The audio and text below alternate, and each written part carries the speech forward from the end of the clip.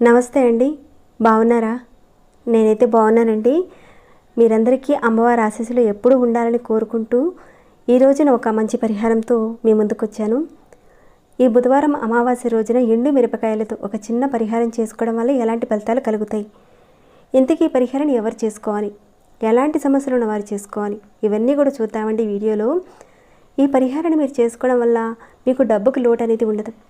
పితృదేవతల వల్ల వచ్చే నష్టాలు, కష్టాలు ఇలాంటివి తొలగిపోతాయి. మీరు అప్పులు చేసి బాధపడుతుంటే వాటి నుంచి బయటపడతారండి. రాహుకేతు శనిదోషాలు ఇలాంటివి ఉంటే వాటి నుంచి కూడా బయటపడతారు. ఈ రాహుకేతు శనిదోషాల నుంచి బయటపడడానికి చాలా పరిహారాలు ఇంతకుముందు చెప్పుకునే ఉన్నాం. అందులో భాగంగా ఈ పరిహారం చాలా తేలికైన పరిహారం అంటే ప్రతి ఒక్కరూ కూడా చేయగలిగే పరిహారం. ఇంకా ఈ పరిహారం చేసుకోవడం వల్ల ఏంటంటే ధన నష్టం జరగదు, ధన హాని జరగదు. అంటే ఇక్కడ మీరు ఒక వస్తువు కొన్నారు, లేదంటే ఒక పొలం కొన్నారు, లేదా ఒక ఇల్లు కొన్నారు. అది కొన్న తర్వాత మీకు ఇబ్బంది వస్తుంది, నష్టాలు వస్తున్నాయి. ఇంకా మీరు షేర్ మార్కెట్లో పెట్టుబడి పెట్టారనుకోండి, ఎంతో కొంత పెట్టారు, సడన్గా అందులో నష్టాలు వచ్చాయి, ఇలాంటివి అనమాట. అలానే అనవసరమైన విషయాలకు మీరు ఖర్చులు పెట్టడము, దాంతోపాటుకుని ఎవరినో నమ్మారు, డబ్బులు ఇవ్వడము, ఇక వాళ్ళు మిమ్మల్ని మోసం చేయడం, ఇలా జరుగుతుంటే ధన నష్టం నుంచి మీరు బయటపడతారు. అలానే ధనహాని నుంచి కూడా మీరు బయటపడతారు. మీ జీవితంలో సమస్యలు, కష్టాలు ఇలాంటివన్నీ కూడా తొలగిపోయే మార్గాలు తెలుస్తాయండి. ముఖ్యంగా మీ శత్రువుల నుంచి మీకు ఒక రక్షణ కల్పిస్తుంది పరిహారం. అంటే అంతర్గత శత్రువులు అంటే మీ కుటుంబంలో మీతో బాగానే ఉంటారు, తిరుగుతూనే ఉంటారు, నవ్వుతూ ఉంటారు, కానీ మిమ్మల్ని ఏదో ఒక రకంగా ఇబ్బంది పెడుతుంటారు వాళ్ళు. అప్పుడు ఈ పరిహారం చేసుకోవడం వల్ల ఈ పరిహారం మీకు ఒక రక్షగా మిమ్మల్ని కాపాడుతుంది. ఇంతకీ ఈ పరిహారాన్ని ఎవరు చేసుకోవచ్చు అంటే ఆడవారైనా మగవారైనా చేయొచ్చు.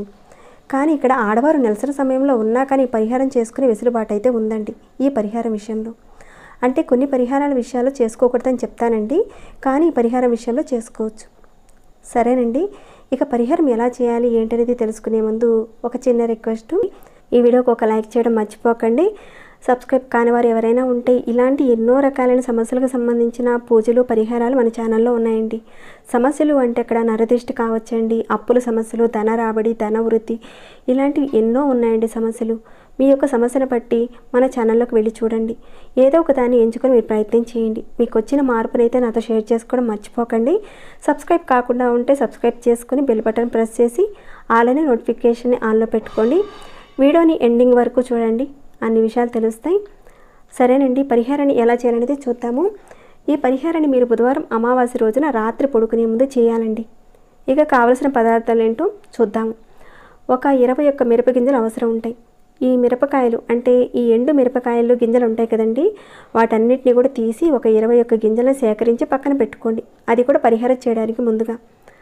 తర్వాత ఒక గ్లాస్ తీసుకోండి, ఏదైనా అది ఇత్తడిది కానీ రాగిది కానీ ఏదైనా పర్వాలేదండి. ఒక గ్లాస్ తీసుకోండి, ఆ గ్లాసు నిండుగా నీళ్లు తీసుకోండి. ఇక ఈ 21 మిరపగింజలు ఉన్నాయి కదండి, ఆ 21 మిరపగింజల్ని ఆ నీళ్ళల్లో వేయండి. ఈ పరిహారం ఎలా చేయాలనేది మీకు తెలియడానికి చేస్తున్నానండి. నేనైతే సుమారుగా నా చేతికి ఎన్ని వచ్చాయో అని వేసాను నీళ్ళల్లో. మీరైతే లెక్క పెట్టి ఒక 21 మిరపగింజలు వేయండి. అలా వేసిన తర్వాత ఈ గ్లాసుని మీ తల చుట్టూతా ఒక 7 సార్లు తిప్పుకోవాలి. అంటే యాంటీ క్లాక్ వైజ్గా తిప్పుకోవాలండి. అలా తిప్పుకున్న తర్వాత ఈ గ్లాసుని మీరు పడుకునే మంచం కింద పెట్టి పడుకోండి.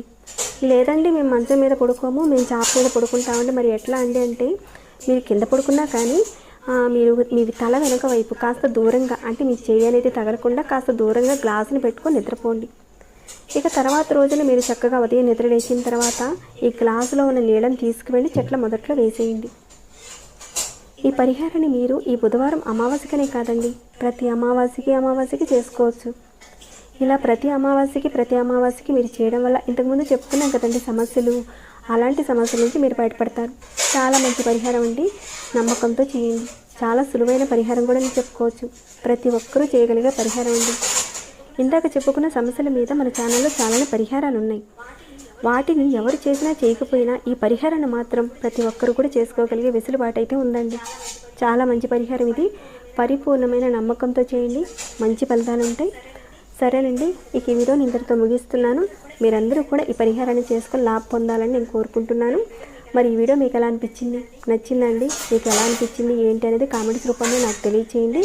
లైక్ చేయకుండా ఉంటే ఒక లైక్ ఇవ్వండి. సబ్స్క్రైబ్ కానివారు మన ఛానల్కి సబ్స్క్రైబ్ చేసుకొని మన ఛానల్ నుంచి వచ్చే ప్రతి ఒక్క వీడియోస్ని మీరు మిస్ కాకుండా చూస్తూ ఉండండి. మరొక భక్తి వీడియోలో మళ్ళీ మిమ్మల్ని కలుసుకుంటాను. అంతవరకు సెలవు.